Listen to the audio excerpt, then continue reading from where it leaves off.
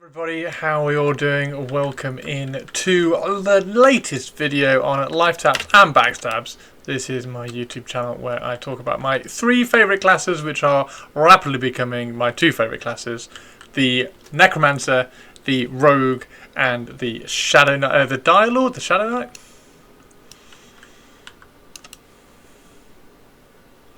Hello everybody, welcome to my latest video. We are talking about the Necromancer today on my Life Taps and Backstabs channel, which is all about the Necromancer, the Dire Lord and the Rogue, with tricklings of the Enchanter as well, because Khalida is so much fun, and yes, she still has her shield on as well. I have not taken that off. Yes, it's a Necromancer today, and I wanted to talk about 5 things that would be really nice to see kind of tweaked or changed or adjusted, looked at, revamped, or whatever you want to say, in terms of their hopeful class addressing of Necromancer-ness class thing. In Pantheon coming up over the next few months, hopefully. So this is Diablo. He has finally made level 50. He is a big bad boy. Spoilers for where I am. If you do know where I am, then keep it quiet. If you don't know where I am, this is something you've got to look forward to. Look at that dude. He's so cool. Oh, anyway, and yes, I have my glowy pet up. This is my warrior pet rather than my rogue pet. I do have mage pet. I do have the there it is. I do have the enclave dropped mage pet, as well as the actual mage pet and the assassin pet and the rogue pet. That is something that we can look at towards the end of the video. But yes, I wanted to talk about 5 things that would be really cool if Visionary Realms addressed or changed or tweaked when they came to look at the Necromancer going forwards. And the first one of those top change, the top thing that I would love to get added in as a Necromancer is the old classic Feign Death, where we it's so cool. I mean, we get to look like a skeleton, but that's a drop more than anything else. So yeah, I would love Feign Death to come into the game. It's going to be a nightmare to try and fit on the bars. That is one of the things that I really like about the Necromancer. I was adding up all the abilities that I had kind of like swapped out and added in in a group recently, and I think I swapped in / used 22 abilities, which is just insane to me. That's loads. The way in which you can kind of tweak and change your Necromancer, your class, depending on the group, I think is second only to something like that. I think it's probably better than the Rogue, actually. I think the Rogue is right up there in terms of how you play within a group. But I think getting Feign Death in here, whether it's a utility or an ability, I think would be brilliant. It's an iconic ability, in my opinion. I think it's something that the Necromancer needs. Hopefully it can have a slightly different graphic to the... well, I'm guessing that the Rogue might have... the graphic for Feign Death might change at some point, rather than just kind of flopping onto the floor. Yeah, I think it would be really, really cool. On top of that, it would be awesome if we had get some sort of the final version of Shroud of Undeath is like a skeleton illusion or something, and then you would just end up as a pile of bones when you do Feign Death. That would be chef's kiss, fantastic. Yeah, I think Feign Death would be brilliant to add in groups where I am slightly higher, or where I am of the level of the group. I can kind of pull aggro depending on the tank. I can pull aggro quite I don't want to say easily or readily, but there are occasions when I'm pulling aggro. It's usually on occasions when things are going wrong, so at that point you're not really going to be wanting to Feign Death anyway. But I think Feign Death would be really cool. I also want to I also want to kind of having the ability. I want to investigate and explore what it's like to pull as a necromancer as well. I think that would be really, really fun to do. We do have root. We do have a version of a mez. We also have a pet, so we can off tank on the pull. So I think pulling would be really interesting as a necromancer as well. I can imagine that it's going to be really tricky for Visionary Realms to implement Feign Death on a Necromancer, because we do have lots of dots. What happens when we Feign Death with dots on the mob? Do the dots then go immune? Do we get immune messages because there's no aggro for those dots? I don't know how that works with the monks at the moment. Whether the only thing I can think of with the monk is the proc off this off the pineapple, off the flaming pineapple. I know that's a dot, and I know monks kind of love this flaming pineapple. So I don't know whether that's already in game or whether that's a challenge that Visionary Realms are going to have to overcome when they're implementing Feign Death. But yeah, hopefully it would be really, really cool. And then as our damage starts hopefully getting ramped up, there's a couple of changes in here that I would like to see as well later on. So hopefully if our damage does start getting ramped up a little bit and we do start getting into the realms of stealing aggro, which I don't think, well actually no, it should be a thing. I think it should be a thing. Like a snare should have quite a lot of aggro on it. Our slow should have quite a lot of aggro on it. So yeah, actually Feign Death should be for aggro control reasons as well. But yeah, I think that's the number one thing, the top thing I would love to see in the game is Feign Death. Again, that's something that I've been kind of smashing on about for a while, that all the classes need all their abilities in the game ASAP, and Feign Death is one of the abilities that the Necromancer I think should have. I know Dropper's been saying that they will be getting it at some point, so hopefully that's going to be sooner rather than later. So yeah, Feign Death, that's the number one thing in the game for me. I think it's going to open up all sorts of kind of different play styles. Soloing and exploring is going to be really, really good fun. I think the Necromancer and the Rogue, to be honest, are head and shoulders above every other class for me in terms of how much I'm enjoying playing them. So they are absolutely my play style. And yeah, let's have skeletal Feign Death. Let's have skeletal Feign Death on the Necromancer ASAP. So moving on from Feign Death, and I get a lot of questions. I'm going to address this now. I get a lot of questions about this awesome staff. It's a very, very cool Necromancer staff. Unfortunately, it sucks. Unless if you're above level 20, it's not great. It's called the Writhing Staff. It's got 1 stamina, which is good for the Necro. It's got 2 intelligence, which is good for the Necro, and then shock resistance and curse resistance. I mean, yeah, it's okay. However, I do normally have this one. I made this one for myself, or rather, my Rogue made this one for my Necromancer. So it's got 2 stamina for it. Because I love stamina on a Necromancer, I love intellect on a Necromancer. Obviously, I love dex on the Necromancer. It's another class where I'm liking where I need dexterity, which is quite fun. Anyway, part 2, number 2. I just thought I'd bring that up because I get asked that question a lot. What is that staff that you're wearing? I only wear it to kind of stand in places and look cool.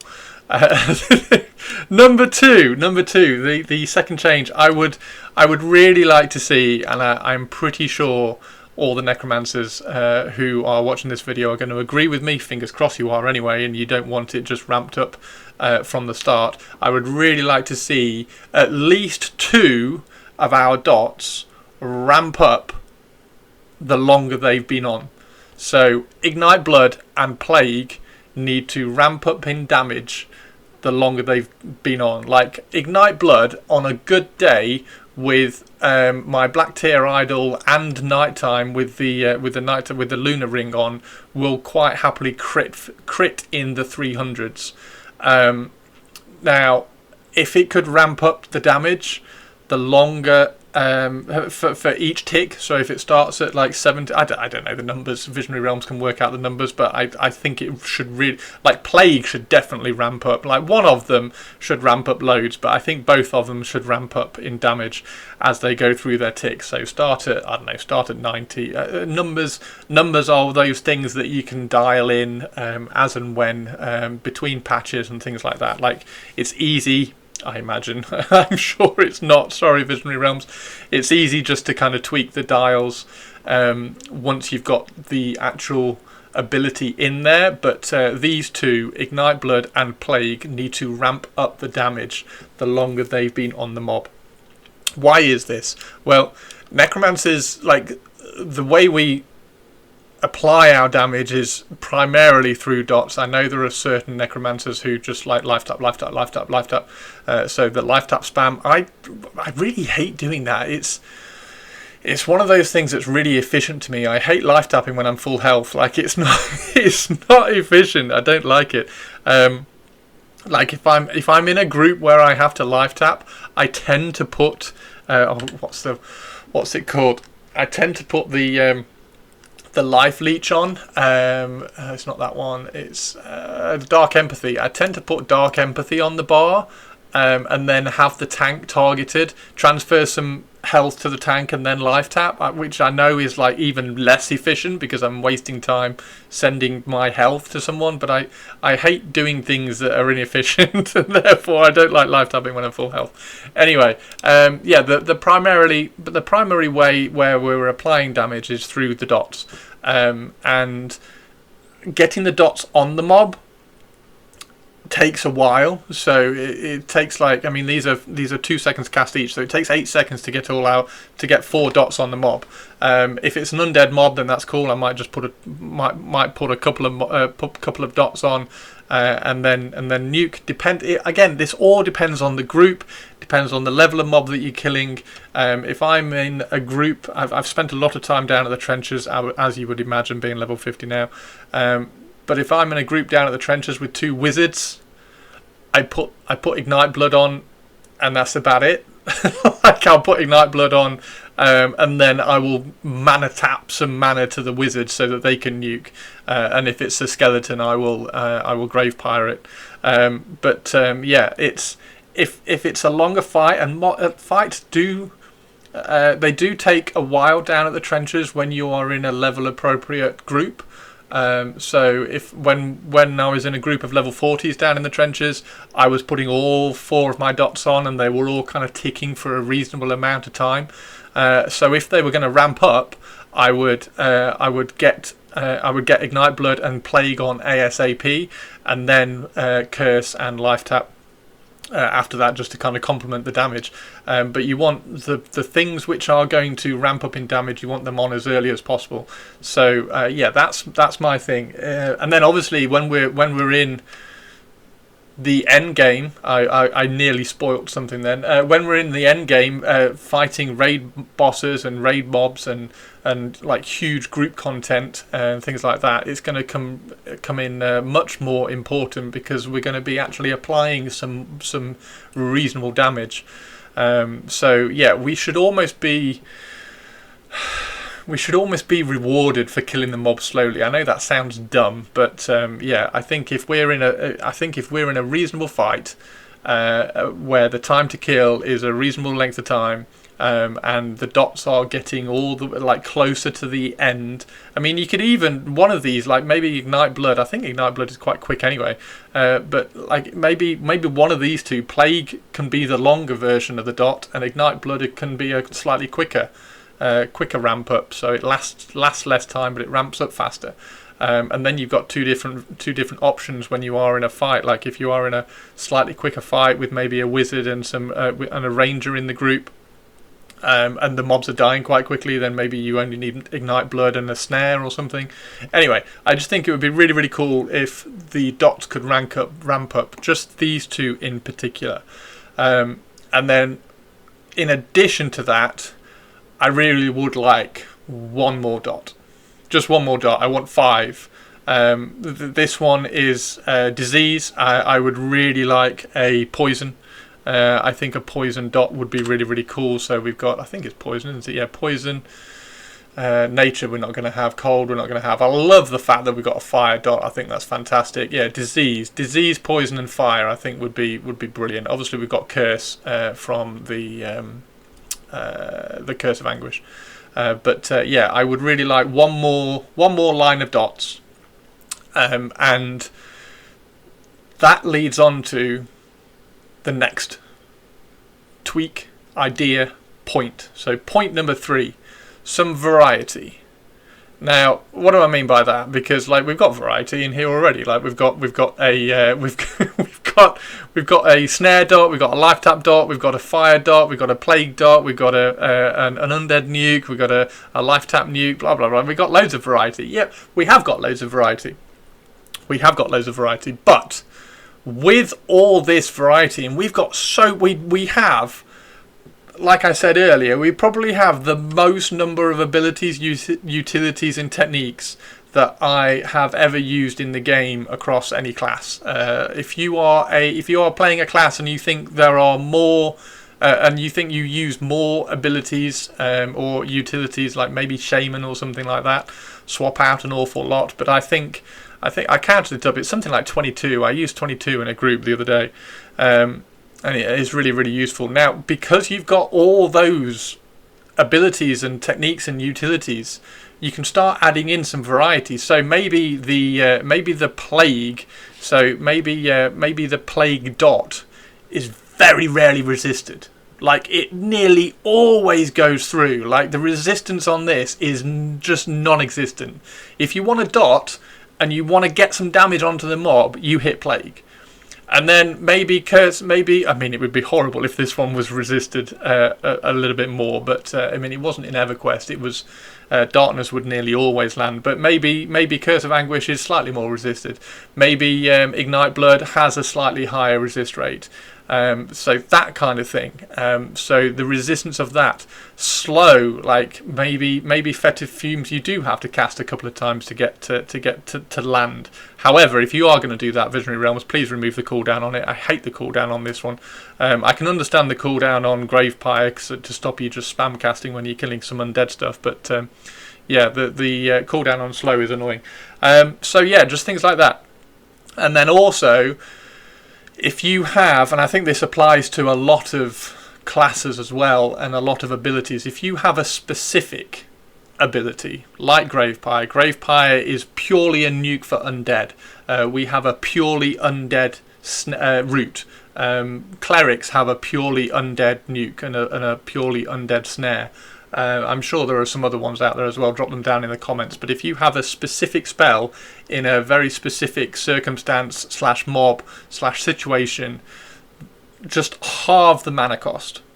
Like, so this is, at the moment, this is 45 mana. So that's 45 mana and it does around 500 damage. Life Tap is 45 mana and it does around 500 damage. It's the same. And you get a lot of benefit of this as well because I'm healing 50% of that as well, which is nuts when you start kind of piling on all the buffs and everything. The Spirit Tap is really, really cool. But yeah, if there is a specific spell like Gravepire which only does damage to undead, just halve the mana cost. Again, that is a really, really cool way of adding variety and interest into all of these spells. Yeah, that is tip number 3. Are we on tip number 3? Change number 3. But yeah, there we go. So number 3. Let's have some variety in all the things that we're doing here. Oh, look at this! This is such a cool place. It's such a cool place. In case you are wondering, I am here to summon people. I'm here nice and early, ready to summon some people down here. We're going to do something in this room later, and I am here ready to summon my friends to do my bidding. So basically, okay. Number 3, number 4. Anyway, however many. Next tip. next request I would like to make of Visionary Realms for the Necromancer. God, look at that skelly. Look at the skelly bob. Channeled abilities. So Mez at the moment, our Crippling Terror, which is awesome. Like, I love Crippling Terror. Crippling Terror is really, really cool. It's good to throw that up there. Crippling Terror is really, really good. One thing that it needs to have. I mean, we've already got the cackling. We've already got a cool cackling. Oh, hang on, there it is. We've already got a kind of a cool cackling skull. Can we have a cool cackling skull over the head of the mob for Crippling Terror, please? Thank you very much. Please and thank you. Thank you and please. Rather than like strings of spaghetti. Like, it just needs to happen. The enchanters get a really cool... I'm going to click that off before I die. The enchanters get a really cool pink pendulum, big purple pendulum that people can see. It's like, that mob is mebs, do not hit it. We get tiny little strands of spaghetti. We just need a big green cackling skull with glowy eyes above the mob. We have crippled them in terror, not surrounded them in green spaghetti. Anyway, channeled abilities. Our channeled abilities, to start with, are affected by haste. So if we get spell haste, although this is interesting actually, there are benefits to having spell haste, because our mez lasts for 12 seconds. Okay, our mez always lasts for 12 seconds. So if I channel it and I've got haste, my channeled bar is like the enchanter haste at level 50 is, I think it's 25% for anyway, it shows 9 seconds of mez. So I have 3 seconds left at the end of the channeled mez spell where the mob is still mezzed, but I'm not doing anything. So technically it's really beneficial to us. Technically it's really beneficial to get haste. If that's intended, then that's cool, because technically if I get haste, I can channel a 9-second mez, and then for 3 seconds when that ends, the mob is still mezzed. I can swap to another mob, dot it, come back and re-mez that mob before the mez wears off. So technically it's useful. However, I don't think it's supposed to work like that. I don't think it's supposed to work like that. Now, I don't quite know. It would be really nice if like you could mez something with that, and you could either mez it for 12 seconds. I don't know. I think something needs to change on it. It is cool. I do like the fact that we are able to mez. It does take us out of the game completely. However, while we're mezzing something, we can quite easily kind of pop around here, click on the mob that the guys are actually fighting, tell the pet to go and attack it, and then come back to the mob that we're mezzing and get ready to mez it again. Like, we are able to do things. I mean, also we're able to, once we've mezzed something, we're able to kind of come over here, like break the mez, send the pet in, make it taunt for a second. I'll turn that off because I can't have that on later. Taunt it for a second while we dot this mob up over here, come back to that mob, mez it, the pet comes off, come back over here, click on the mob, tell the pet to go and kill that, attack that mob, come back to this one, get ready to mez it, click it and get ready to mez it. So there are things you can do. So I do quite like the fact that the haste gives us that little ability at the end of the mez, but I don't think it's intentional. I think it's like a oversight, if you like. However, it is quite cool whether you can have that in the ability that for 3 seconds when you end the mez, it's still mezzed, so that you are able to kind of go in there, click it, mez it, failed task, invalid target, mez it, and then break the mez. It stays mezzed for 3 seconds, come back over here, dot something, come back and mez it. I don't know whether that's a possibility, but that would be really cool if something could change with the mez. I don't mind it being what it is at the moment. It's absolutely fine. I don't want us to be able to mez like an enchanter and just like mez like loads of things, because I think that would just be too strong. Like we already do a lot of stuff. I think that would be too strong, and I think Visionary Realms know that. So I do kind of like the channeled mez, but Please give us a new graphic rather than green glowy spaghetti, because nobody can see that. I want a big green, scary, angry skull above the mob, staring down at it, crippling it in terror. Thank you very much. And then also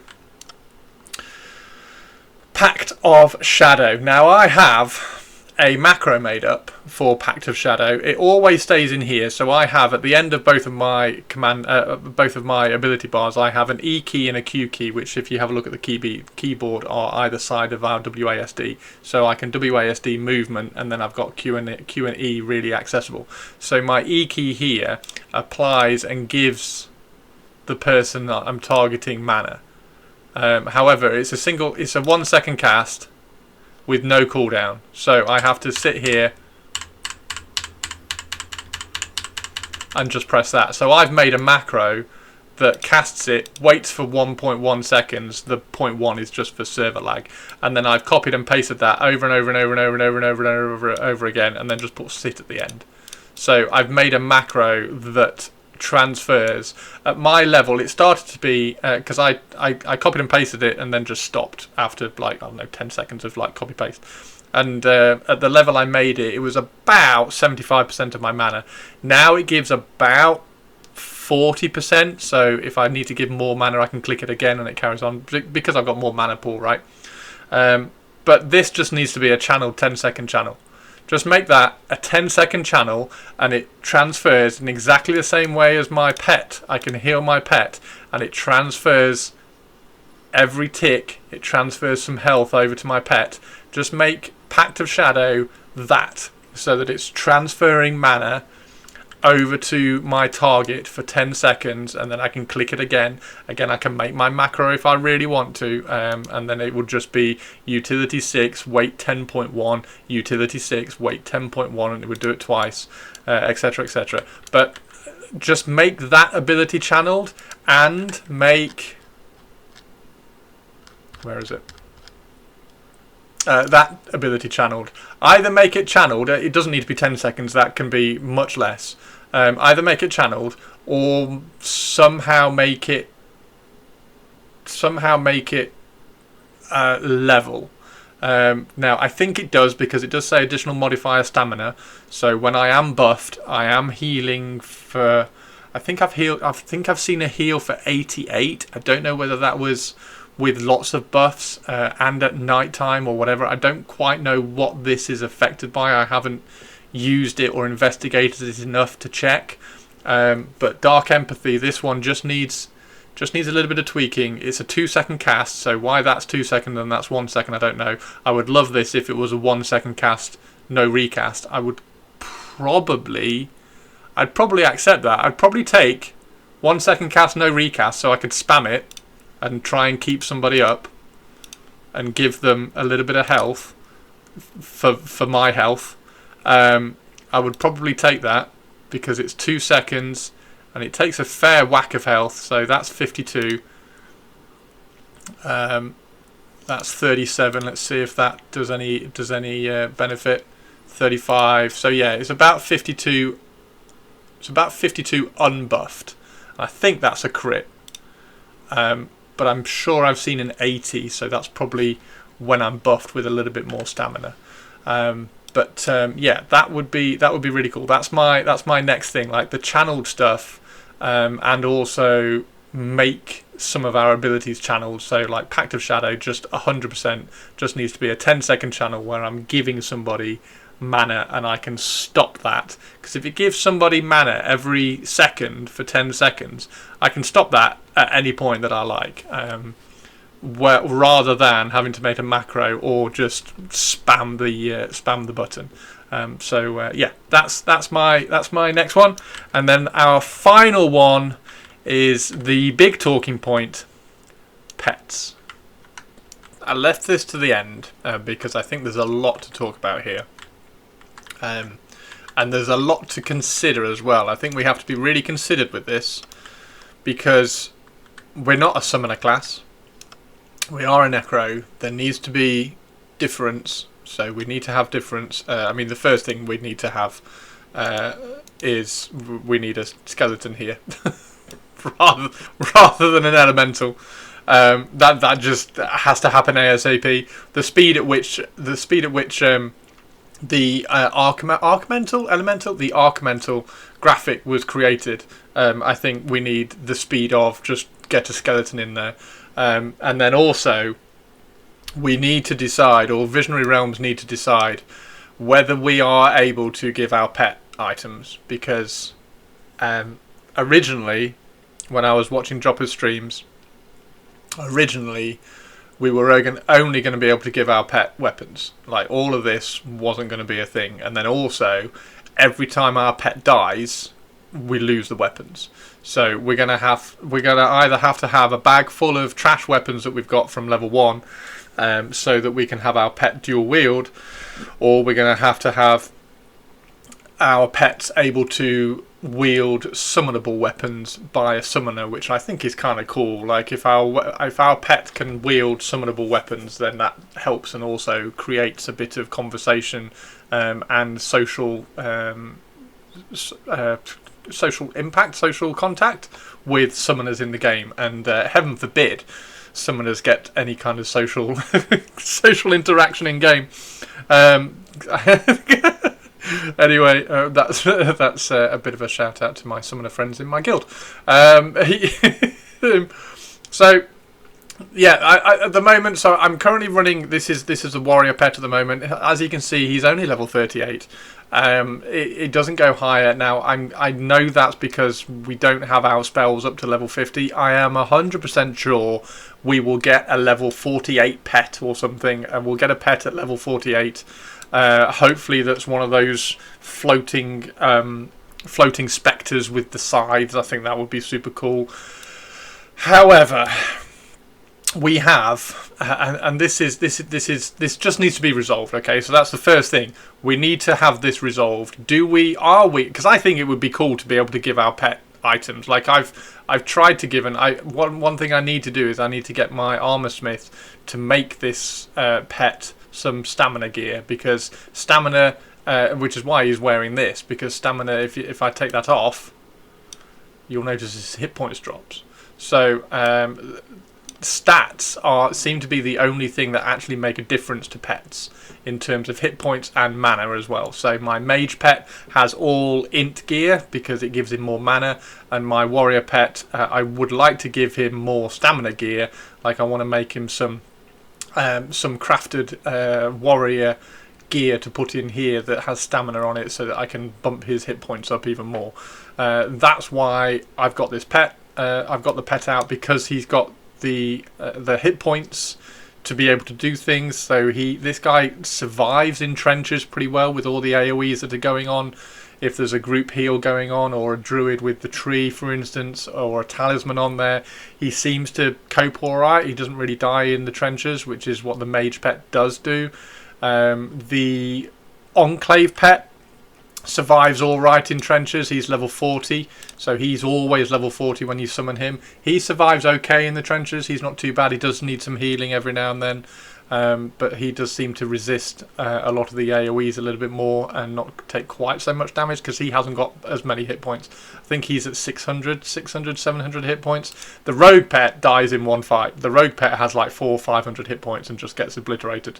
So the rogue pet is that's the rogue pet. The rogue pet is definitely the pet for kiting when you're soloing. So when you're dark kiting, when you're snare kiting towards you, or when you're just fear kiting. Like, one of the ways that I leveled this guy around the early 40s was just walking around silent plains, dotting every single mob I could see, and then just walking to the next mob. And then the pet would be behind the mob as I was walking, and just like stabbing it and attacking it. So at that point, I had the rogue pet. Up. So pets, the big thing, we need to have them up to level 50. That's an obvious thing, which is going to happen. Like, they're not going to just, Visionary Realms aren't just going to leave us with level 38 pets. That's not going to happen. So we are. It would be really nice to get them up to level 50. However, I would really like the option to have a rogue, a mage, and a warrior pet at level 50. Appropriate level 50. So that would be really, really nice. If these could all be level 50 viable, then that would be awesome, because then it gives me options at level 50 to pick and choose what pet I want. And they do vary, and they do differ in their uses. The warrior pet obviously has taunt, which is great for certain occasions. You'll see it's clicked off at the moment. That's so that I can go in and click it when he needs it, and also so that he's not pulling aggro from the tank at that point. So yeah, having these pets up to 50 is a given. Now, what happens down at the lower levels? Because we get pets down at the lower levels, the first kind of cool pet we get is 36. So we get a warrior pet at level 36. That's a long way. And this is one of the reasons why I'm a big proponent of getting all our abilities in, all the way up to the highest level, all the way up to 50. Like, I know people say the level cap should be 40, and that's where all the spells should stop. Well, we've got level 50s in the game, and it's been opened up. We've got a level 50 raid in the game, things like that. So level 50 is in the game, so we need to get abilities in the game up to level 50 as well. Now, once we get abilities in the game up to level 50, we can then plan where these things like the warrior and the rogue pet, where these come in at our levels, because I think it's a massive shame to only get a warrior, a rogue and a mage at level 36, 38 and 40. I think that sucks. I think the warrior should be level 20. I think you should get the warrior pet at level 20 at the latest. At the absolute latest. You've gone through all these levels all the way through your teens. You've probably gone up to level 10, possibly solo up to level 10 as a necromancer. It's really, really good fun up to level 10. Sure, you can find a group, and I'm not saying just don't group as a necromancer. Of course, I'm not. But it's very, very possible / good fun to solo up to level 10, and then through your teens, you've obviously got groups. If you haven't got a group when you log on, it's very, very easy and accessible to pop in and solo for a little bit. Even more so with the changes which are coming to the mobs, which is going to be really, really good fun. So I think dropping in again, it's that word variety again that I brought up earlier in this video and also in my rogue video as well. Variety. We need variety once we get numbers and quantity in the game. We need some variety to those as well, so that we can pick things. But getting a warrior pet at level 20 then allows you to play in a group and play around with taunt. If you have got an ad coming in, you can send your warrior pet in and taunt it and get it off the healer, because the healers tend to draw instant aggro because they're healing the tank when he's got a double pull coming in. So you can send your pet in, taunt it, so you can then dot the main mob, come back and mez it and lock it down, or come back and root it and then pull your pet off it. Like, having a warrior pet at level 20 suddenly starts dropping in, because by the time you got to 20, you've learnt all of your abilities pretty much. You get all your really cool abilities by level 20. So you're starting to, or at least you should be starting to learn how the necromancer works in a group, how the necromancer works in a solo situation, how he benefits the group, how he synergizes with different groups, what happens when you've got 4 wizards in the group, what happens when you've got 18 rogues in a group, etc, etc. So at that point, this is where you need to start adding in some variety. So at level 20, he needs the warrior pet. At level 28, you then bring in the rogue pet. At level 36, you then bring in the mage pet. Something like that. You need to bring in these pets earlier. At level 26, level 28, getting a rogue pet would be amazing, because that is the hard levels where you're like when you're soloing at levels at the higher level 20s, you are kiting a lot more. You're not really tap tanking, you're not really pet tanking or anything like that. You're kiting a lot more. So suddenly getting a rogue pet in the high 20s would be amazing fun. It'd be like, oh, this is so cool. I'm now kiting either fear kiting or snare kiting or aggro kiting, and the rogue pet is now behind the mob, backstabbing it to death, and that would be super fun. And then into the 30s, you've then suddenly got another like little trinket and a little drop of interest where you would get a mage pet. Well, how is a mage pet in the mid 30s, high 30s going to affect how you're going to be playing in the groups, how you're going to be playing solo? The mage pet is quite an interesting pet. He's very good for short fights, short duration fights, where he can just kind of drop in a couple of nukes and a dot, etc., and then throw down a little bit of damage. He doesn't dual wield, so he's not going to be doing too much kind of melee damage, but he is quite good fun just to kind of play around with in that sense. So he does need he needs his dial turning up a little bit, because the mage pet, I think the mage pet would be really fun if it did just like nuke bombs. Just like it has a dot as well, but just kind of drop in some absolute bombs would be hilariously brilliant. So at that point, we then get some progression of our pets as well, rather than just getting an upgraded pet every 8 levels, is it? We get an upgraded pet every 8 levels, and then when we get to 36, all of a sudden we get warrior, rogue, and mage all at once, blah, and we don't really know what to do with them all. So yeah, I think the pets could use some spacing out. They could use some context as well within the level range that you get them. And what a necromancer is kind of doing at that point. We definitely need to know what's happening with the gear, how it's affecting it. I still don't really know whether the armor is affecting my pet. I hear rumours that it doesn't actually do anything. I haven't taken it off. I should probably do some testing, but to be honest, I'm not really that bothered because the pet doesn't get hit. That's the thing with the necro pet. The necro pet doesn't really get hit for any great period of time. The warrior pet, yes, he has taunt, yes, he can take a couple of hits here and there, but the warrior pet is basically just a speed bump between you and the mob while you are putting all the dots on and either getting ready with a fear or getting ready to draw aggro and then kite it away, or anything like that. So they're just kind of speed bumps. The warrior pet provides this really useful thing called taunt. The backstab pet, the rogue pet, has this really cool thing called backstab, so when he's behind the mob and kiting it, he's doing quite a lot of damage on that. So it the pets just need refinement, which I 100% agree is most definitely coming. Like we're not going to be releasing the game with an Archamental in our pet window for starters. That's just not going to happen. So I understand that, but we need to know what these are doing. Like why is my stamina still 0, but I've got 2 pieces of stamina gear on here. Probably 3 if that's got stamina on it. Oh no, that's crit rating, and that hasn't got any stamina on it. Oh no, that's got 1 stamina as well. So I've got loads of bits of stamina on here for him. Why is that still showing 0, but it's affecting his hit points?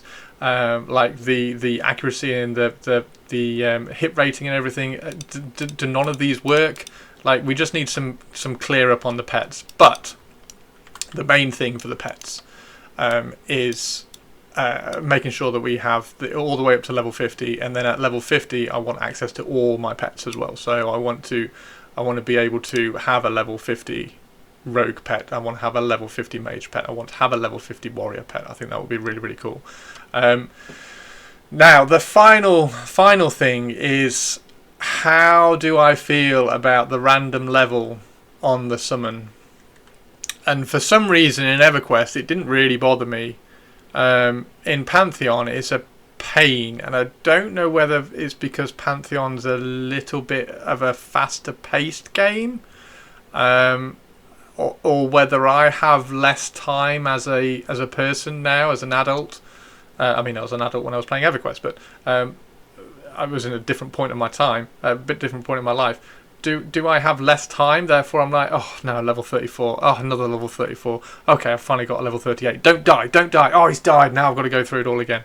I don't know how I feel about that. I think as you get higher level, maybe it should start making the level range smaller because you're getting more advanced in your level. It's really nice. I mean, the fact that this one is always level 40 when you summon it is fantastic. That's brilliant.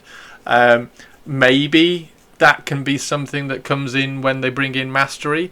Mastery from level 10 plus at least, please. Do not bring Mastery in at level 1. That would be absolute madness. You've got enough to learn in this game without adding Mastery in at level 1.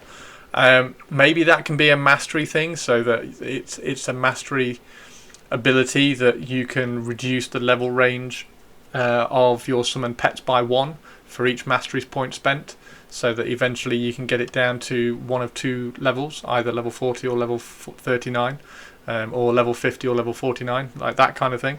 That would be quite fun, and I can see that happening.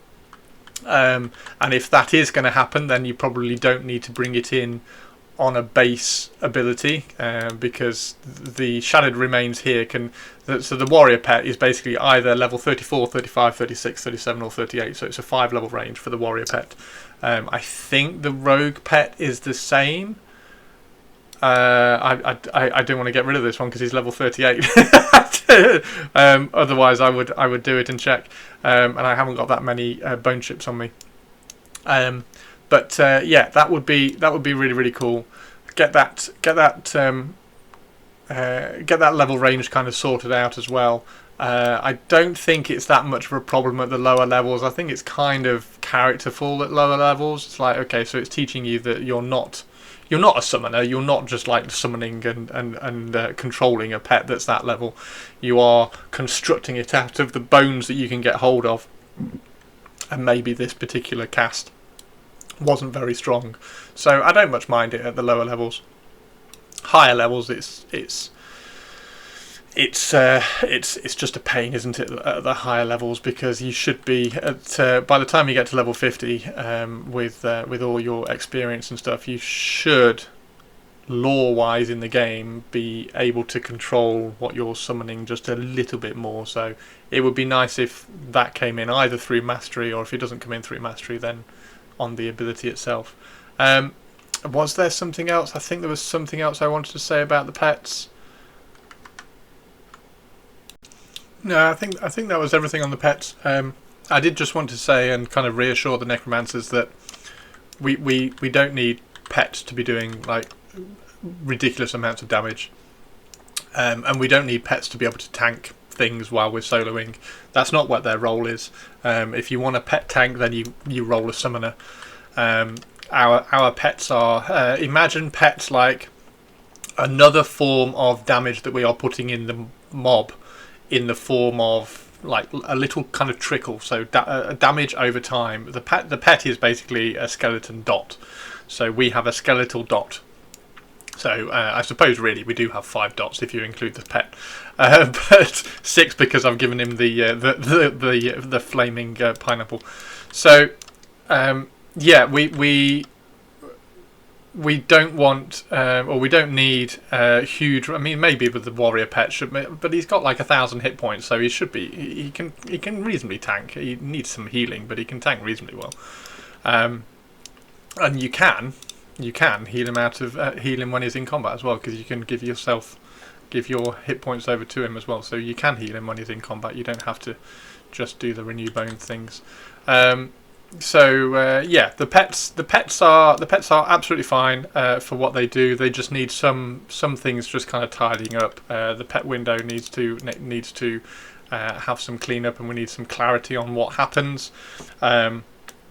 There are what are the things in here?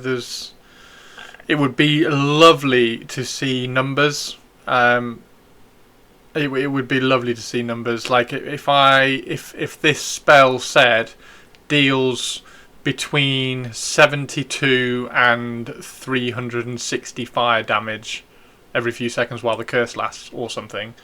It would be lovely to actually see numbers. so you can plan stuff, but you kind of learn that as quickly while you're playing it anyway. So it's not that much of not that much of a problem. So yeah, pets, fantastic, really really cool. I'm sure there's more plans for more pets, like skeletal swarms would be fantastic.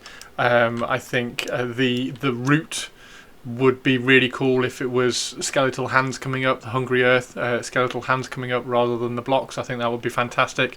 But I am well aware that we are not the pet class.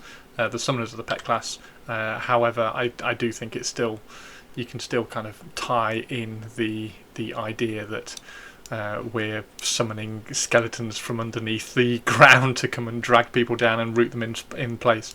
So yeah, anyway, there we go. That is Diablo. That's my amazing Necromancer. He's an awful good fun. He's really really good fun. Hopefully we get some cool stuff when I'm playing tonight. Hopefully as well, Visionary Realms, if you are watching this, can I please play an Elf Necromancer? Please. And if I can't play an Elf Necromancer, can you put gnomes in the game? Because I don't want to be a human. As cool as he looks, I love my elves. Hopefully, the Ember or Ashen elves will be able to be a Necromancer. I think that would be really really cool. So yeah, thank you very much everybody. If you see me on game, I am playing on Black Moon. So if you ever see Diablo or Sarlor in game, drop me a whisper and say hello, and I will see you next time. Let me know down in the comments below what you would want for Necromancers. What's your top 5? What's your number 1? What's your number 1 thing that you would like to see changed, tweaked, addressed, adjusted for the Necromancer going forwards? And why is it Feign Death? Anyway, I hope you've all had a good time, and yeah, I will see you in game. I'm sure I'm going to do some more videos. I'm looking forward to the revamp. Should be coming soon. Like, the Wizards have got them in this next patch coming up next week, so maybe fingers crossed the Necromancers see something in December, January. That would be really really cool. Oh, look at that.